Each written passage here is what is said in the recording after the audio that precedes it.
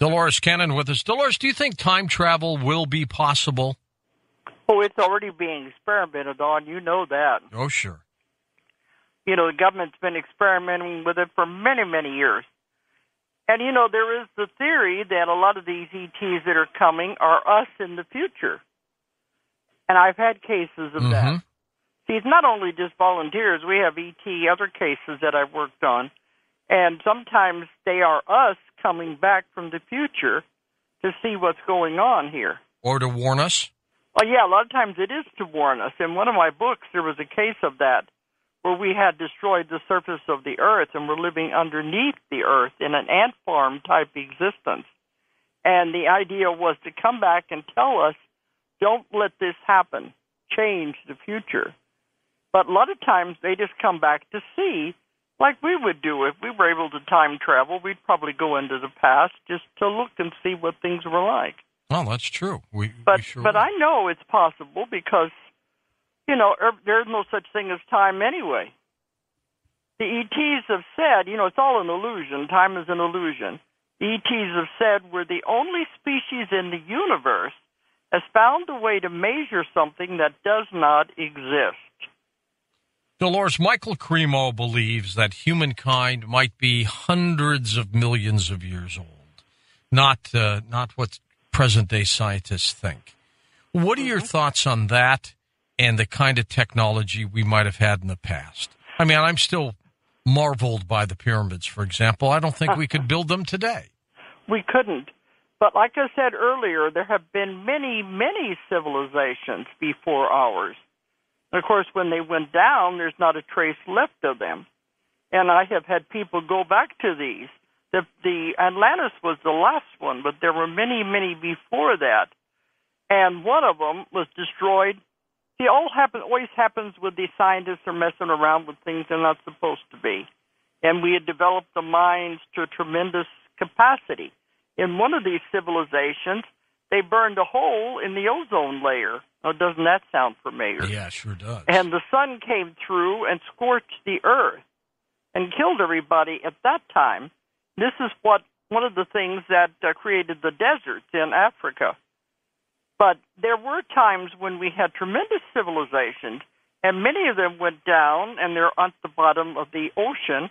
Other ones are buried under mountains and piles of mud and dirt that we will never find any clue that they were ever there. So we have many, many times we have risen and fallen.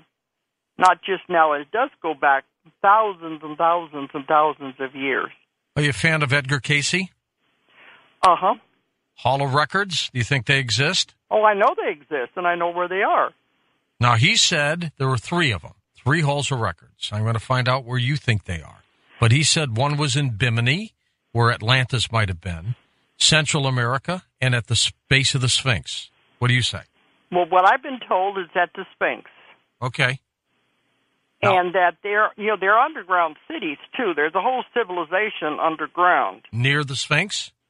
Well, the entrances to these civilizations are underneath pyramids all over the world. And, you know, there's many pyramids found everywhere. Yes. So the entrances are underneath the pyramids. But all of these things were put in before the pyramids and the Sphinx were put there. But, yeah, you said the Hall of Records is underneath the Sphinx. And I have a friend who has been down there many times, down into the caverns underneath the Sphinx, trying to help them to find these places. Interesting thing is when they go down there, it's always full of water. But when she finally got down there, this one time, the water wasn't there, and she was able to find doors and tunnels. So there's definitely things underneath the Sphinx. But that's where the Hall of Records is. But the information I have is that it's protected by an energy field. So only the right kind of a person will ever be able to find it and to go in and be able to read these things. What might those Hall of Records possess? They said they are the history of the world, the history of our beginnings, of mankind. Everything is in these records. But they're written in a strange language, too, that would take a lot of deciphering because it's so old. Would they talk about a God? Well, they all believed in God. They've always believed in God. Well, that's true, too. The ETs are closer to God than we will ever be. Do you think the ETs, though, are still trying to figure out how they were created? Well, they know how they were created because they're one of the creators. I said they are closer to God than they will ever be because many of them don't consume food. They live off of light, and they have to take light baths to replenish the body. And I asked them, well, where does the light come from? He said it comes from the source. This is what they call God. They call God the source. Interesting. And without that, they would die. The light, almost like a plant. Well, it's absorbing light into the body. And many species live off of light. They don't consume. So a lot of our organs in the body have atrophied. This is why, we see the body, we just see the way it looks after it is developed. Like they said, there could be us in the future, too, as we develop that way, and if our organs were to atrophy from not being used. Dolores, I've always wondered what deja vu might be. That's easy. Is that a dimension cross or something? Yeah, because, all of these dimensions, we were talking about dimensions earlier, the past, present, and future are all existing at the same time. And, of course, the future is probable futures and possibilities. So there are many, many, many possible futures. But deja vu is when you have the feeling, I've been there before, I've done this before. And in that instant, you have actually gone back to that time or forward to that time, wherever it exists, because you just get a glimpse of it. And that's that feeling of, I've been here before, I've done this before. How about things like precognition and intuitiveness? Where does all that come from? Well, that's our natural abilities that we were born with, but we didn't know how to develop them. All of these were very natural in these other civilizations, especially in Atlantis. We know more about Atlantis than the other ones. We have these natural abilities that we developed to the maximum. We could do anything with our minds. And this is how they were able to levitate stone. They were able to mold stone. They did everything with the mind. So what you're talking about is that remnant that is still there. But when Atlantis went down, they said it was like blowing a fuse. They had to pull the plug so that we wouldn't had developed like that. We had to start all over again from the beginning in a primitive state. That's the problem when the civilization is destroyed. It has to start all over again. So that was shut off. But they said now is coming back, and it is there, and it's getting stronger in this time period. So the precognition, the intuitive, the psychic abilities are our natural abilities that are being allowed to come back. I see it happening all over the world where I go. People are becoming more psychic. They're getting these abilities back.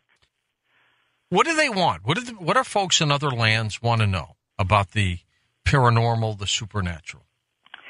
They're excited about all of this. Everybody everywhere is just like us. They are not different. They just want the same things we want. Now, though, they're beginning to open up to these things, and they're very interested in the paranormal, the metaphysics. They're very enlightened, because I said I go to China a lot. Last year I was there 3 times, and I was really surprised. The government tells us all these things about these countries. And I said, you go there and you see for yourself, it's not at all what they tell you it is. Because China, golly, they're happy, they're advanced, they're running around in brand new cars, fancy clothes, and they are really into this metaphysics. They get it. And the same way within Turkey, it was a Muslim country, sure. But they understood this, and they wanted more. They wanted more information. This is why I want people to ask more questions, explore, try to get the information firsthand. Don't believe the propaganda we've been handed down. For instance, I had a client last month.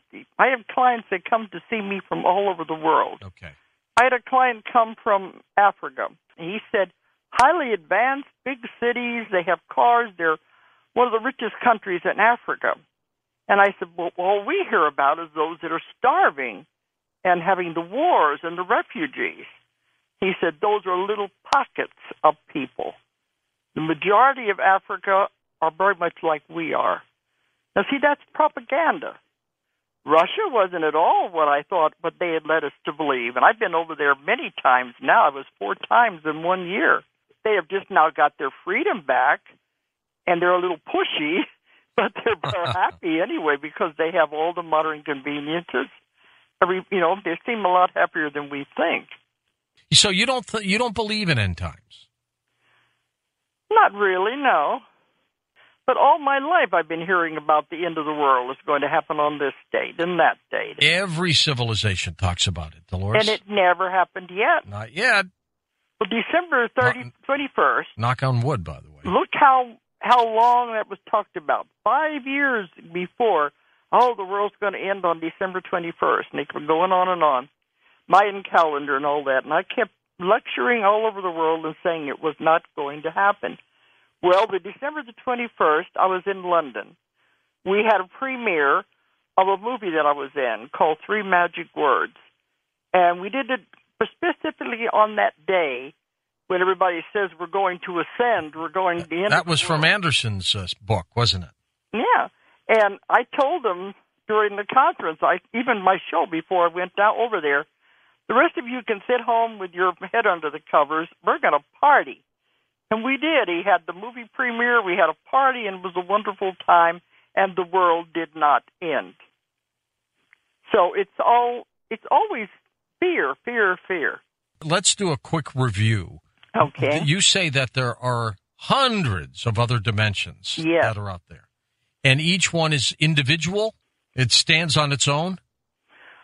Well, they blend together. You can't draw a line and say this is this. We are in the 3rd dimension right now. And 4th dimension is time, so they skip that one. And they go direct to the 5th dimension. Well, we are already getting into the 5th dimension. But this is different than the other dimensions I was speaking about. Those are larger ones. I guess if you can break it down, there are many of these other smaller ones that are constantly moving and blending and shifting. So the world is not that simple that universe really, that you can draw a line saying here, here, and here. Everything is moving and melding and together all the time. Well, I'm fascinated at the possibility that people could stumble into these other dimensions and probably not even know it. Yeah. Feel wandering around, lost. Those are rare cases. What if they can't come back? Well, the Bermuda Triangle is a perfect example. I mean, some people disappear. We have hundreds of thousands of people on this planet disappear, and nobody knows where they are. They went into another dimension? They might have, huh? They very well could have. And they can't get back. That's the problem. That was the problem with the Bermuda Triangle. Now, I can explain the Bermuda Triangle to you, too, if you want me to do that. What do you think that is? I know what it is. See, that was where Atlantis was. Now, Atlantis took up the whole world at that time. It was not just an island out in the middle of the Atlantic. That's where the main part was. But where the Bermuda Triangle was, that was part of Atlantis. And they knew how to time travel. They had perfected it. They knew how to go back and forth between dimensions. And they had a temple there in that part where they did these experiments. And they could time travel. Well, when Atlantis went down, that temple was damaged. And if you could get the mental image of like a mirror, it wasn't a mirror, but something like that was damaged and was still moving and functioning to a certain degree. And every once in a while, it would flash upward toward the surface of the ocean. And anybody happened to be in the wrong place at the wrong time would be sent into another place in time, because that was time travel. So they can't get back. They're stuck there in that other time. Does that make sense to you? Yeah, it sure does. It's the malfunction of a machine that was damaged when Atlantis went down.